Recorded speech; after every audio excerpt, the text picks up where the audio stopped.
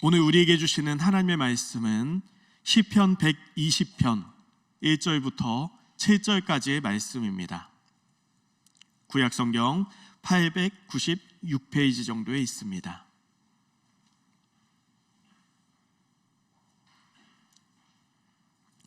시편 120편 1절부터 7절까지의 말씀을 우리 교독으로 읽도록 하겠습니다. 내가 환난 중에 여호와께 부르짖었더니 내게 응답하셨도다.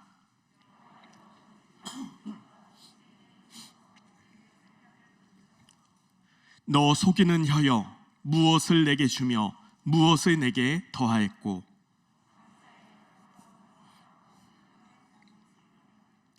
매색에 머물며 계달의 장막 중에 머무는 것이 내게 화로다.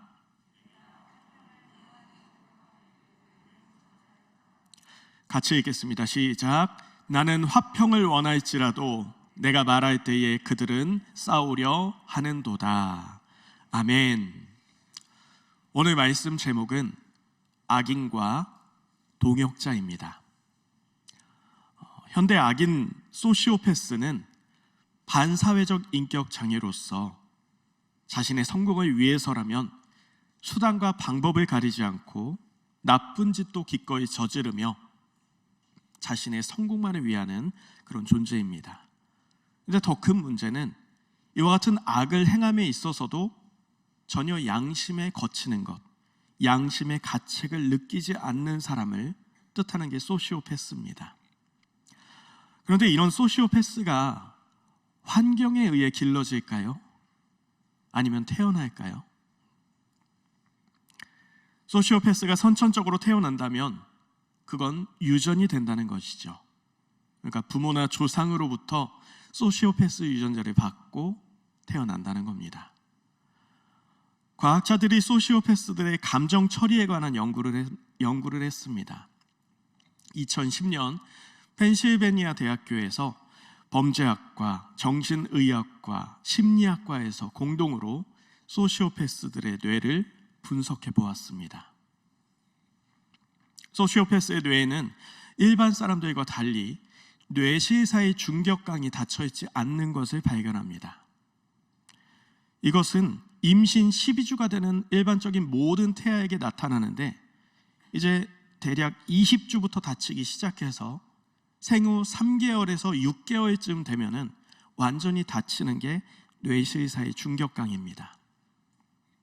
이곳이 닫히는 이유는 해마랑 편두체 주위에 신경섬유가 자라남으로 이것이 닫히는 건데, 이 해마랑 편두체라는 것은 인간의 정서적 감정을 처리하는 기관, 정서적 경험을 처리하는 기관입니다. 그런데 발달 결함으로 인해서 이 해마랑 편두체가 제대로 자라나지 않고 그 사이 공간이 메꿔지지 않는 것, 그것이 뇌실 사이 중격강이 닫히지 않는 것이고, 성인이 되어서도 이게 닫히지 않았다면은 그런 사람은 인간만이 가지는 정서적 경험을 갖지를 못하는 겁니다. 그래서 소시오패스는 물리적으로 공감을 할 수가 없습니다. 미안하다는 감정을 가질 수 없고 사랑하다는 정서적 경험을 할 수가 없는 겁니다. 따라서 소시오패스는 선천적으로 태어난다는 겁니다. 그리고 유전된다는 것이죠. 우리 주위에도 100명 중 2~3명 정도의 이런 소시오패스가 존재합니다. 다만 학습된 가명과 자신의 삶을 지키고자 하는, 자신의 삶을 지키기 위해서 정체가 탄로나지 않을 정도로만 자신을 노출하며 우리 주위에 공존하며 살아가는 겁니다. 오늘 시인은 악인을 만났습니다. 그리고 시인은 이 악인으로 인해 많은 괴로움을 겪습니다.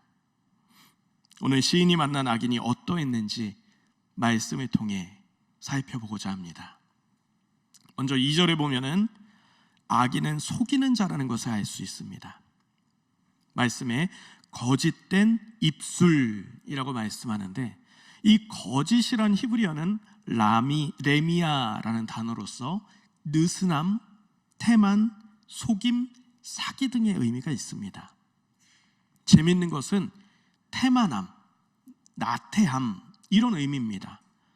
우리가 일반적으로 생각해 볼 때 태만한 사람, 나태한 사람은 자기 혼자 힘들지 왜 이게 남에게 피해를 줄까? 그냥 자기 혼자 힘든 거 아닌가? 이렇게 생각하곤 합니다. 그런데 우리 주변에 사기를 치고 또 남의 등을 쳐먹는 사람들을 자세히 살펴보면은 그 자체가 지나치게 삶이 방탕하고 나태해서 그 삶을 제대로 만들어가지 못한다는 겁니다. 게으르고 나태하다 보니까 당장에 먹고 살 게 없고, 이 먹고 살 게 없는 것을 가장 편하게 취득할 수 있는 건 누군가를 속이는 것이죠. 곧 자신의 태만함, 나태함을 보완하기 위해서 누군가를 속이고 사기를 치는 것, 거짓을 말하는 겁니다. 이어서 속이는 혀라고 하는데 이는 셰케르란 단어로 거짓말, 허위, 속임이라는 의미가 있습니다. 이 단어는 사실과 무관하게 근거 없는 말을 하는 그런 의미입니다. 아무것도 없는 말을 지어낸다는 것이죠. 요즘에 무고죄라는 그 명칭을 들어보셨을 겁니다. 이미 사회에서는 악한 의도를 가지고 선한 사람에게 해를 끼치는 것, 위해를 가하는 것을 법적으로 다스리고 있습니다. 그래서 무고죄라는 것이 성립이 됩니다. 그런데 교회 안에서는 이런 일이 아무렇지도 않습니다. 없는 말을 지어내도 그냥 아니면 말고 식의 그런 모습들이 많다는 겁니다. 궁극적으로 이런 악한 자들의 공통적 특징이 있는데 오늘 6절 말씀을 보면 화평을 미워한다, 화평을 미워하는 자들이다 라고 말씀을 합니다. 이 화평이라는 것은 우리가 잘 알고 있는 샬롬이란 말입니다. 이 샬롬은 분쟁의 부재를 뜻하지만 조금 더 궁극적인 의미로는 하나님의 언약적 행위의 결과이며 의의 결과입니다. 곧 하나님의 은혜 가운데에 하나님이 함께 하시고 지키심 가운데 하나님의 약속하심 가운데 누리는 참된 평화, 그것이 화평이라는 것이죠. 그런데 악인은 이런 화평, 이런 샬롬을 미워한다라고 합니다. 미워한다라는 샤네란 단어는 혐오, 증오라는 뜻이 있습니다. 이는 사람과 사물, 접촉이나 관계, 그 모든 감정적인 태도가 적대적이고 경멸하고 혐오한다는 겁니다. 요즘 우리 사회에 많이 떠오르는 개념이 무슨 포비아, 혐오라는 단어입니다. 남성 혐오, 여성 혐오, 외국인 혐오, 정치 혐오, 붙이는 것마다 혐오라는 단어가 들어가면서 굉장히 극도로 경멸하고 꺼려하는 모습들이 오늘의 사회에 나타나고 있습니다. 자신의 주변에 나타나는 모든 것들을 가장 부정적인 모습으로 대하는 것, 그게 혐오입니다. 싫은 것이 너무 많은 것, 싫은 것이 너무 강한 것, 이 세상의 창조주에 대한 거부이며 진정한 화평, 샬롬이신 하나님을 적대하고 증오하는 것이 이와 같은 혐오입니다. 나아가 7절에 악인은 싸우려고 합니다. 나는 화평을 원할지라도 내가 말할 때 그들은 싸우려 하는도다. 시인은 화평에 말해야 합니다. 우리 잘 지내보자, 우리 평화롭게 지내자, 우리 함께 합력하자, 이런 위로의 말을 하고 합력의 말을 하고 사랑의 말을 하는데 악인은 그런 말에 대해서 합력하는 게 아니라 그런 말에 대해서조차 싸우려 한다는 겁니다. 무슨 말을 해도 변함없이 나를 공격하고 악한 대답을 하는 게 바로 악인의 특징입니다. 악인은 그 목적과 사항이 중요한 게 아니라 싸움 그 자체를 즐기고 원한다는 것입니다. 지혜의 책인 잠언에서는 다투기를 좋아하는 아내에 대해서 많은 부분 경고하는데 잠언 21장 19절에 다투며 성내는 여인과 함께 사는 것보다 광야에 사는 것이 나으니라. 또 12장 4절에 욕을 끼치는 아내는 남편의 뼛속을 썩게 한다. 우리가 악인을 구별하고 저항해야 하는 이유가 있습니다. 그것은 악인의 타깃이 감정적으로 선하고 또 사람을 잘 믿는 사람이기 때문입니다. 저의 지인의 초등학교에서 최근 실제 일어났던 일입니다. 그 학교에 학부모 회장을 맡은 엄마가 있었습니다. 학부모 회장이다 보니까 바빴고 대외적인 활동을 즐겼고 항상 시간이 없었습니다. 그러다 보니까 아이에게는 인스턴트 음식과 또 외식을 주로 하게 되었고 아이는 그런 음식만을 먹었습니다. 그런데 밖에서는 이 엄마가 자신은 요리를 굉장히 좋아하고 또 아이를 사랑해서 손수 만든 음식만 준다라고 거짓을 말하고 다녔습니다. 이 아이는 인스턴트 음식, 그냥 외식만 하다 보니까 점점 몸이 불어나서 비만이 되는 그런 모습이 되었습니다. 그런데 이 아이가 4학년이 되었는데도 공감 능력이 없었고 모든 놀이와 협력 활동에서 자신만을 위하는 이기적인 아이로 자라났습니다. 그러다 보니까 주위에 친구가 없었죠. 그런데 그 반에서 굉장히 선한 아이, 착한 아이가 있었는데 이 친구 없는 왕따 당하는 아이를 보고 아니 어떻게 친구를 왕따 시키냐, 그럴 수 없다 하면서 착한 아이가 그 아이와 친구가 되어줍니다. 같이 어울리고 놀아줍니다. 그런데 이 착한 아이가 악한 아이의 타겟이 됩니다.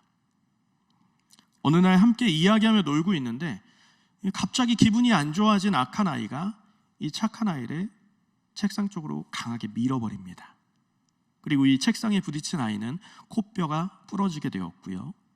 그 코뼈를 맞추기 위해 수술을 합니다.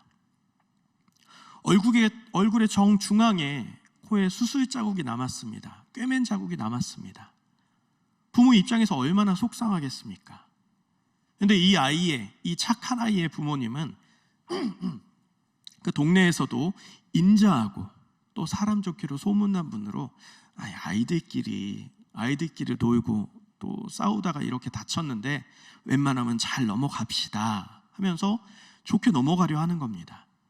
그런데 반대로 이 악한 아이의 부모는 일반적이라면 학교에 찾아와서 잘해야 될 텐데 오히려 학교에 오더니 자기 아이 가해자 만들지 말라며 오히려 난리를 쳤다고 합니다. 주변의 엄마들은 이 애들이 아직 초등학생이니까 이 일을 어떻게 처리하면 좋겠는가 그렇게 고민을 했는데 저는 지인에게 이렇게 말했습니다. 이 일에 대해서 학교폭력위원회를 열어야 하고 재발 방지를 위해서 그 일을 알려야 한다. 다른 사람을 해하는 사람은 그에 합당한 징계를 받는다는 것을 아이들이 알도록 경험하도록 해야 한다. 이렇게 조언을 해주었습니다. 악인의 존재를 알리고 구별하는 것이 하나님의 자녀들을 지키고 건강한 공동체를 지키고 이루어가는 것이기 때문입니다. 성경은 악인에 대해서 하나님이 어떻게 하는지 말씀합니다.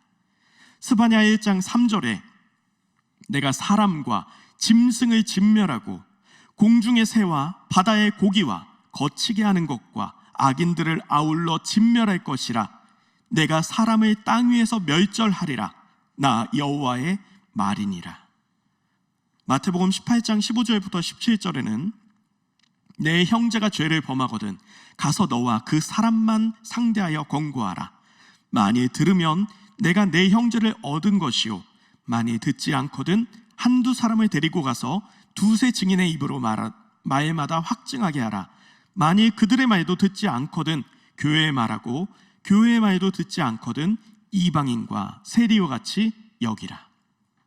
고린도후서 6장 14절에 의와 불법이 어찌 함께하며 빛과 어둠이 어찌 사귀며. 하나님은 분명히 악인을 심판하고 구별하라, 분리하라고 말씀합니다. 이 시점에서 우리에게 소망이 있습니다. 그것은 우리 공동체 안에 악인이 소수라는 점입니다. 공동체 가운데 하나님의 사람, 의인이 더 많다는 것입니다. 공동체 안에 하나님의 사람은 서로를 알아봐야 합니다. 그리고 의인은 하나가 되어야 합니다. 그런데 안타깝게도 우리는 자주 함께 하나님의 일을 하면서도 서로를 오해하고 판단합니다. 서로 생각이 다르다는 이유로. 즉, 생각의 차이를 가지고 서로를 미워하고 정죄하고 악하다고 합니다. 생각의 차이를 악인으로 오해해서는 안 됩니다. 이런 현상은 단지 교회에서만 일어나는 것이 아니죠. 현 우리 사회를 보면은 이념의 대립 앞에 하나 되지 못하여 강력하게 나아가지 못합니다. 정치 대립, 남녀 대립, 세대 대립, 지역 대립, 계층 대립. 서로 다른 생각을 하면 적이 되고 또 악하다고 정죄합니다. 내 생각과 다르다고? 내 의견과 다르다고? 네가 어떻게 나한테 이럴 수 있어? 네가 내 편이면은 나와 똑같은 생각을 해야지. 어떻게 다른 말을 할 수 있어? 성경에 일어난 교회 공동체의 싸움을 생각해 보면 아마 바나바와 바울을 생각할 수 있습니다. 바나바와 바울은 지금 1차 선교여행을 마치고 성령 충만한 가운데 복음의 열정이 충만한 시기입니다. 그러나 너무나 확고한 의지와 열정 앞에 생각의 충돌이 일어납니다. 2차 선교여행을 앞두고 있을 때 누구와 함께 이 선교여행을 갈 것인가 둘이 의논을 합니다.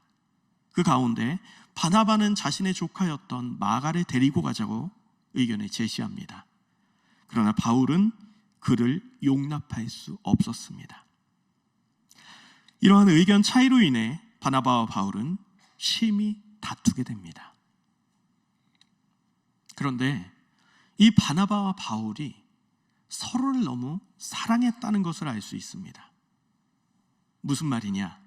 이 둘은 서로를 너무 사랑해서 함께 선교 여행을 가고 싶었다는 겁니다. 만약에 각각 따로 가려고 했으면 이런 다툼도 일어나지 않았겠지요. 게다가 바나바는 자신의 조카였던 마가 또한 사랑한 겁니다. 바나바는 바울을 사랑했고 마가를 사랑했습니다. 그러면 바울은 어떻습니까? 바울은 앞으로 선교여행을 가서 만날 그들을 사랑했습니다. 바나바를 사랑했고 새롭게 만날 이들도 사랑했습니다. 그래서 선교여행 가운데에 혹여라도 전도 대상자들이 선교 대상자들이 실족하는 것, 마음이 상하는 것을 원치 않았기 때문에 굉장히 조심스러웠고 그 사랑의 마음으로 의견을 제시했다는 겁니다. 서로를 사랑했지만 생각은 달라서 서로를 설득해서 어떻게든 함께 선교 여행을 가려는 그 마음이 컸기 때문에 그 다툼도 컸던 것입니다. 이 싸움에서 중요한 것은 이 둘은 이념에, 그러니까 의견의 대립만을 하지 서로를 위해 힐난하고 비난하진 않습니다. 그리고 적이 되지도 않습니다. 이들은 그 순간에 다른 생각을 했을 뿐입니다. 이 둘은 다른 가치관, 다른 사상을 가졌지만 분명 둘 다 하나님의 사람이었습니다. 사도행전 15장 앞절에 보면은 바나바와 바울이 선교 여행 가운데에 이제 유대인들 중에 이방인들이 모세 율법과 같이 할례를 행해야 된다, 이렇게 주장하는 이들이 있었습니다. 이에 대해서 바나바와 바울은 한 마음이 되어서 이방인들이 할례를 행치 않아도 구원의 복음이 선포될 수 있다, 한 마음으로 외치고 있습니다. 이렇듯 하나님의 사람들은 하나님의 진리의 말씀 안에서는 하나가 되어야 합니다. 다만 그들은 마가에 대한 생각이 달랐을 뿐입니다. 그 비본질적인 생각을 좁힐 수 없었고 이제는 다툼을 멈추고 각자 서로 다름을 인정하고 그 다름대로 복음을 전하기 위해 각기 떠납니다. 우리의 다툼의 의견 대립에는 형제 자매를 향한 사랑이, 그리고 공동체의 공공의 유익이 전제되어야 합니다. 서로 간에 사람 자체에 대한 미움과 악한 마음을 품지 말아야 합니다. 또한 하나님의 사람들은 공동체의 의와 하나님의 진리 안에서는 언제든 하나가 되어야 합니다. 이 사실을 우리가 매 순간 잊지 않으시기 바랍니다. 추운 겨울이 되었고 얼마 전 눈이 내렸습니다. 펑펑 눈이 내렸고 온 세상이 하얗게 뒤덮였죠. 그 수없이 많은 눈 가운데, 눈 뭉치 가운데에 그 눈 결정체가 모두 다르다는 것 알고 계신가요? 같은 모양이 하나도 없다고 합니다. 멀리서 보면 그냥 하얗게, 그냥 차가운 눈, 이쁜 눈 똑같아 보이는데 현미경으로 자세히 살펴보면 결정체가 다 다르다는 겁니다. 이와 같이 우리는 모두 하나님의 자녀입니다. 우리는 너나 할 거 없이 하나님의 사랑받는 자녀, 구원받은 자녀입니다. 근데 자세히 보면 한 사람 한 사람 그 가치대로 같은 사람이 하나도 없다는 것, 그것이 하나님께서 우리에게 주신 다름의 복입니다. 나와 다른 사람은 사실 나에게 가장 필요한 사람입니다. 부부가 연애할 때 그때는 저 사람에게 나에게 없는 부분이 너무 매력적이어서 끌리게 되었고 결혼을 합니다. 그런데 결혼을 해서는 나에게 없는 저 부분이 너무 싫어서 그렇게 다툰다고 합니다. 그러신가요? 은평교회에는 은혜와 평강이 넘쳐서 그런 다투는 분이 한 분도 안 계신 걸로 알겠습니다. 그 다름을 인정하고 또 그것을 수용하고 포용하고 하나로 만들어가는 것, 그게 가장 이상적인 부부임에도 많은 부부들이 그것을 하지를 못한다는 것이죠. 저희 부부는 정말 다른 성향을 가졌습니다. 외향적으로는 좀 비슷하다는 얘기를 많이 들었는데 그 성향적으로 많이 다릅니다. 뭐냐 하면은 저는 제 성향상 무언가 목표 지점이 있다 그러면 직진해야 합니다. 이를테면 마트를 간다 그러면 최단 거리, 최소 시간이 어느 길이다 그러면 그 길을 찾아서 직진해야 합니다. 빨리 가야 되니까. 그런데 반면 제 아내는 마트로 같이 갈 때도 가는 길에 여기저기 두리번거립니다. 이쪽도 보고 저쪽도 보고 꽃도 보고 강아지도 보고 뭐 이쁜 집도 보고, 그리고 안 가본 길이면은 자기야 이쪽 길로 가보자 이렇게 의견을 제시합니다. 제 입장에서는 아니 빨리 갔다가 와야지 뭐로 저 길을 가냐, 어차피 마트 가는 길은 정해져 있는데 하면서 그렇게 답답해했습니다. 시간 낭비하는 게 정말 싫었죠. 그런데 어느 날은 그냥 아내의 의견에 맞춰서 따라가 보았습니다. 가자고 하는 대로 한번 가보았는데 그 가는 길에 어느